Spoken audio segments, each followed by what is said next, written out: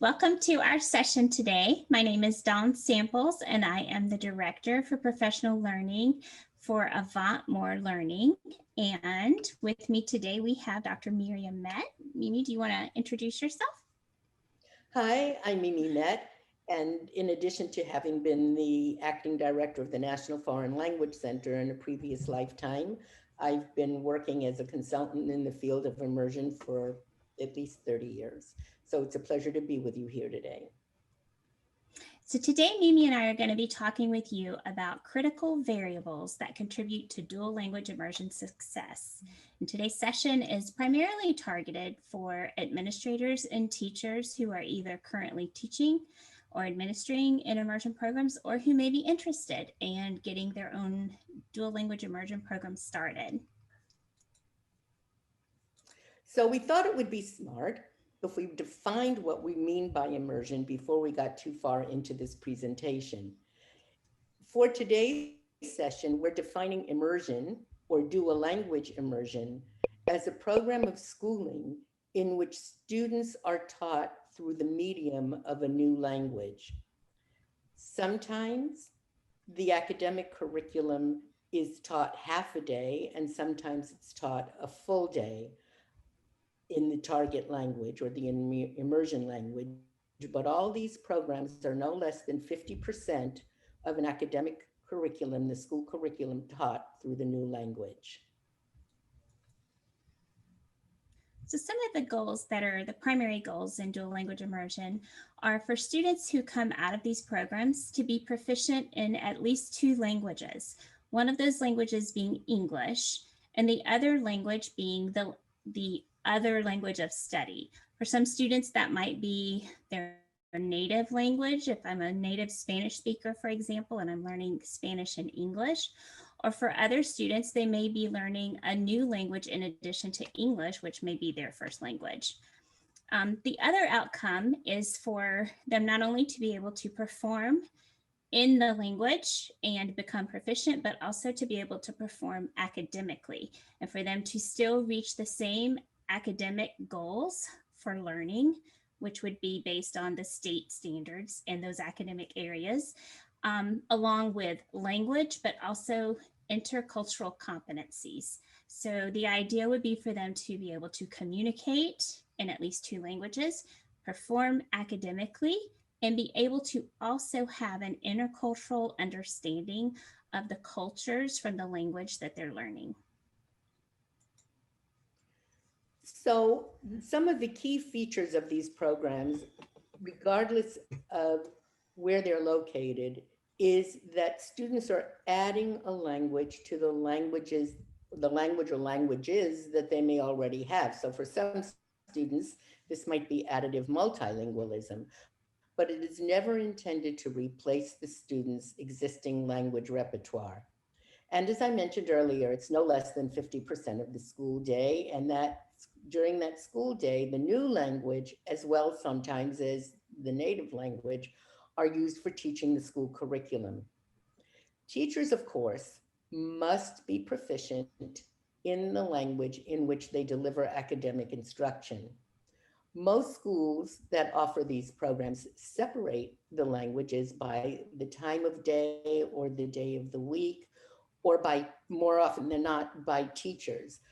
But it is not a program in which there is concurrent translation where the teacher speaks in one language and then the next sentence is a translation of the previous sentence, and then they go on to another sentence and then another translation of that. And that for all students, we expect that they will have support for their home language outside the school day.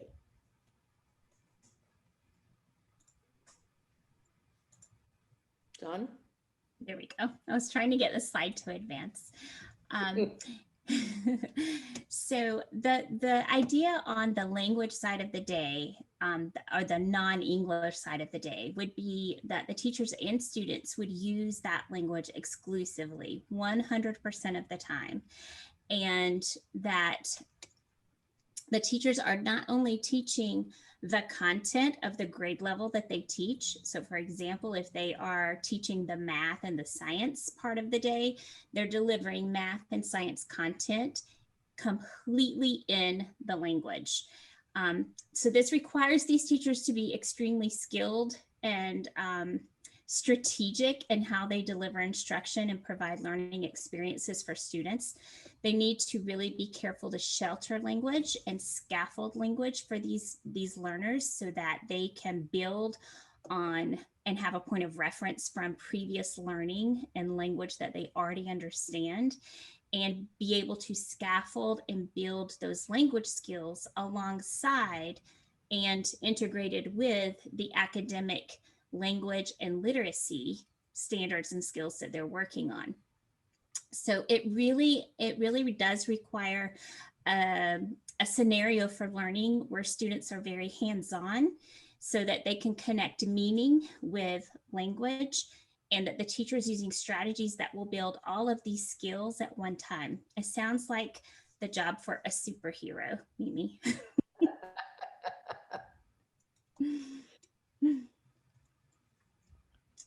So what we're going to do now, we're going to go through what some of these critical variables are that we know clearly help support a successful immersion program. So Mimi, why don't you kick us off? Well, probably the most important question that needs to be answered as you start a program or continue a program is, what are you trying to accomplish? In the native language or in the regular school curriculum, that's pretty much defined for teachers, either by the state or the district or even the individual school. So if you're a third grade math teacher, you know what your students are supposed to learn in math that year. The one thing that we don't always have are clear guidelines and expectations for the new language or the additional language that students are exposed to as the vehicle for learning new content. So we have to know, what is it that my students should know and be able to do in this other language, in this dual language immersion language, by the end of the year? And what do I need to do as I think about my lesson plans for the day? Well, based on what my unit plans are, based on what my objectives are, which come from the language goals or targets for my grade level. So in addition to knowing what those goals and targets are, it's really important to also be very strategic in thinking about how you're going to measure your progress towards and along the way towards meeting those goals. And so one of the things that really is critical is measuring your progress in the academic areas and having ways to target and track growth in those academic areas and identify where there are gaps or challenges or weaknesses in the learning there, but also to be very strategic in being able to track and measure growth in the student's language proficiency.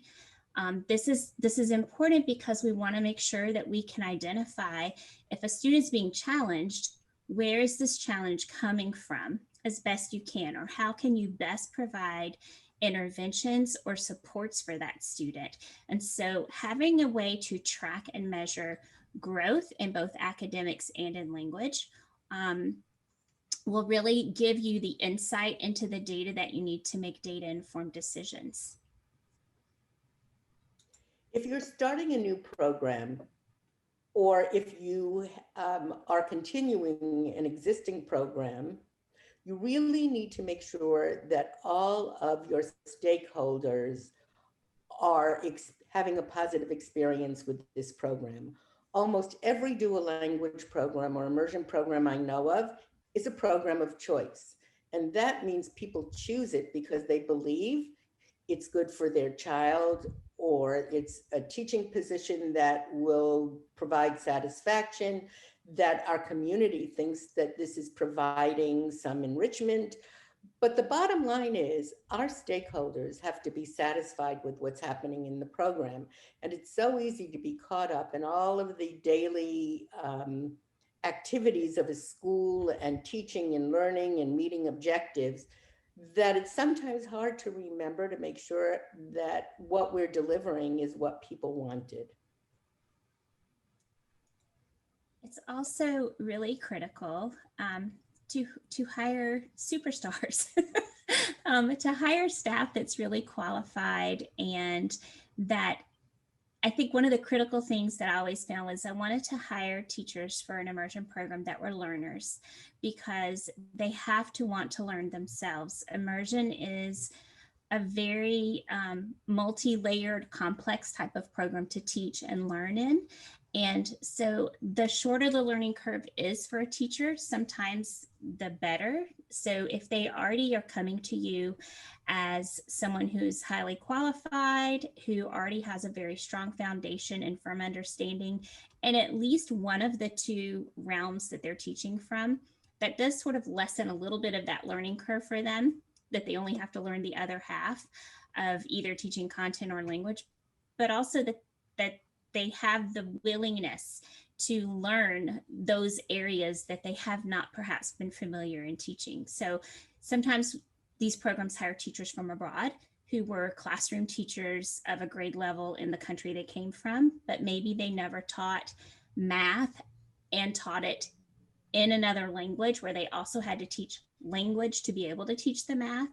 Or perhaps they come to this being a language teacher where they have had to certify and become familiar with teaching content. So hiring teachers that are willing and able to become highly qualified to teach in these programs is really, really important to creating a program that has some strong foundations and longevity. So we all know that teaching is hard work. It may be one of the hardest jobs I've ever heard of or tried to do myself. And I think that dual language teaching or immersion teaching is even harder than that.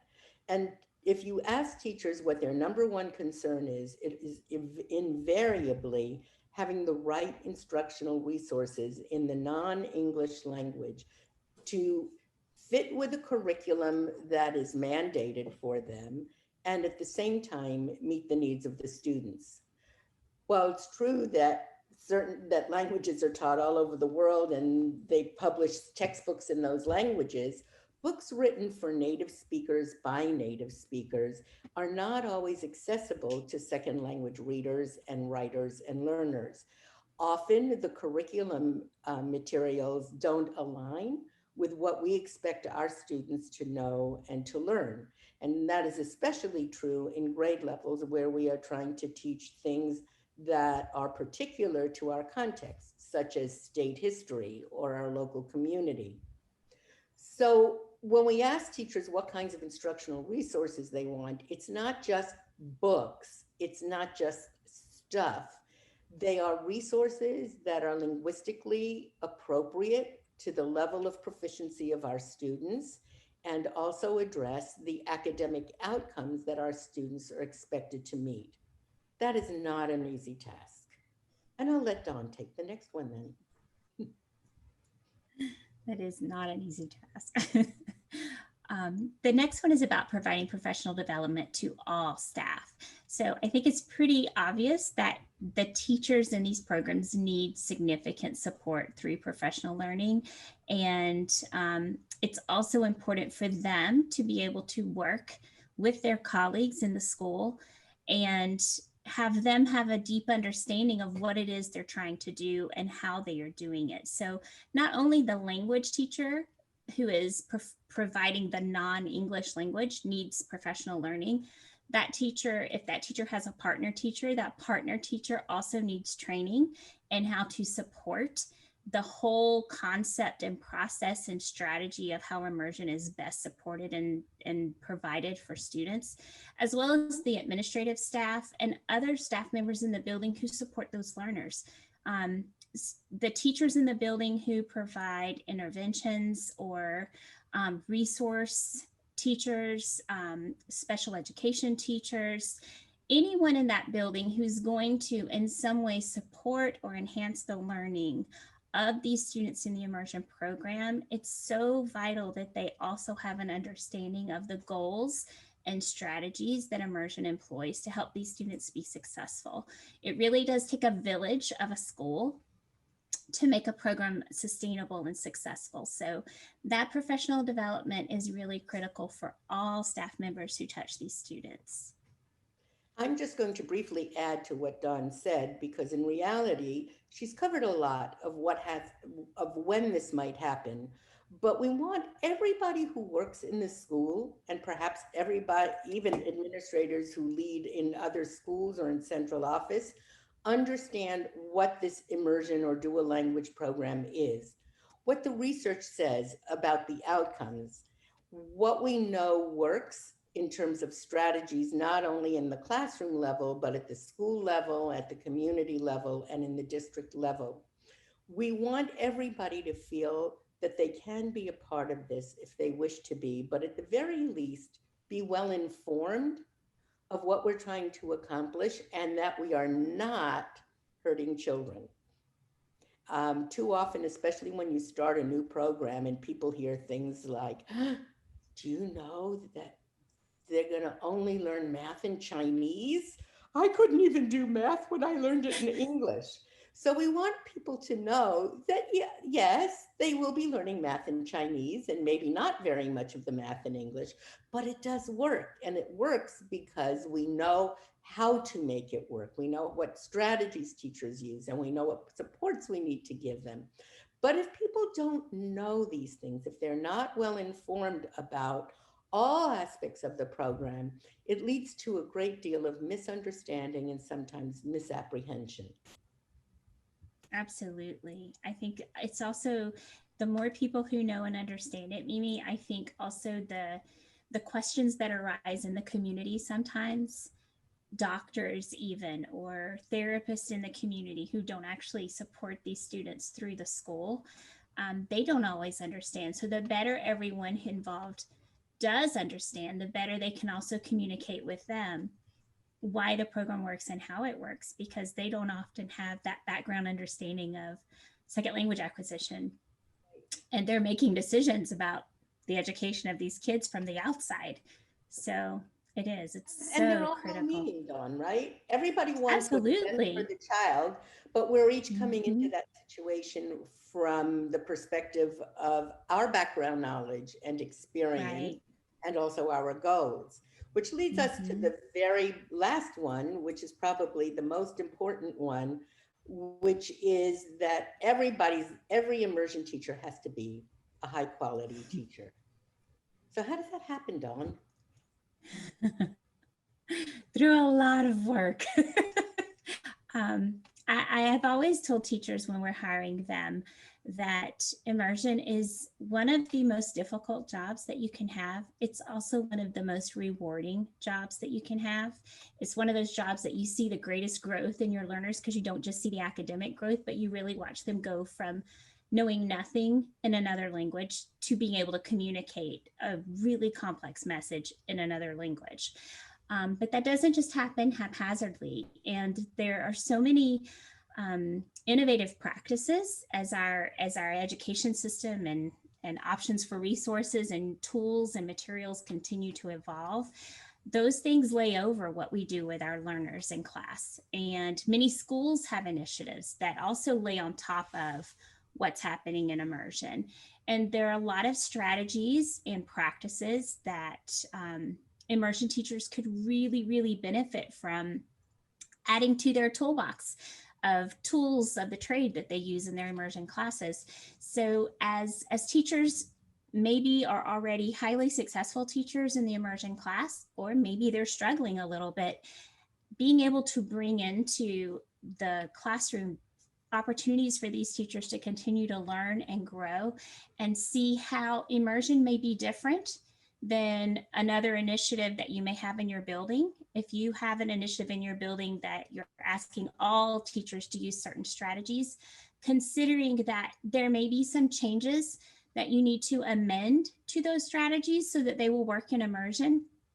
It doesn't mean those teachers in immersion can't do it, but they may have to do it a little differently, and they can adjust and amend those practices into their immersion classrooms to make their practices even stronger. But I think having that flexibility to know immersion is different, and you can continue to grow and reach new levels of practice using lots of different strategies, but they might have to be adjusted a little bit for the immersion classroom. So just to close this out, we kind of agreed, Don and I, that this slide is probably the heart of our presentation. And Don and I have had the pleasure of working together and occasionally, maybe even separately, but mostly together with a lot of different programs as they started in their first year and followed their trajectory over the years and supported them. And one of the things that we felt very strongly about in planning this session is how critical leadership is to the success of whether you're starting a program or continuing a program, in making sure that the program not only starts successfully, but remains successful over the years.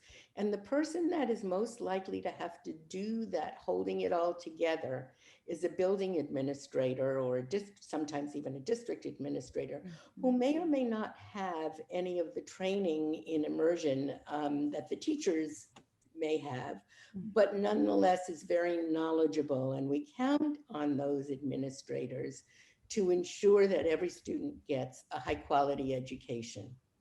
So with that, Well, my closing thought is if you are considering starting an immersion program, there are a lot of things to consider, but the more that you can inform yourself and bring your team along with you to learn how to support that program, the stronger and the richer your program will be. And so the more involved that administrators of these programs are with the program, I think the greater the outcomes. So as Mimi said, this may not be your field of expertise, but don't be scared of it. I think that just knowing they have your support will encourage your teachers to continue to grapple and learn and grow and come to you for that support when they need it. And you can definitely lead the helm. So Mimi and I are happy to have had you join our session today. And if you have any questions or you want to follow up with us about anything, please feel free to reach out.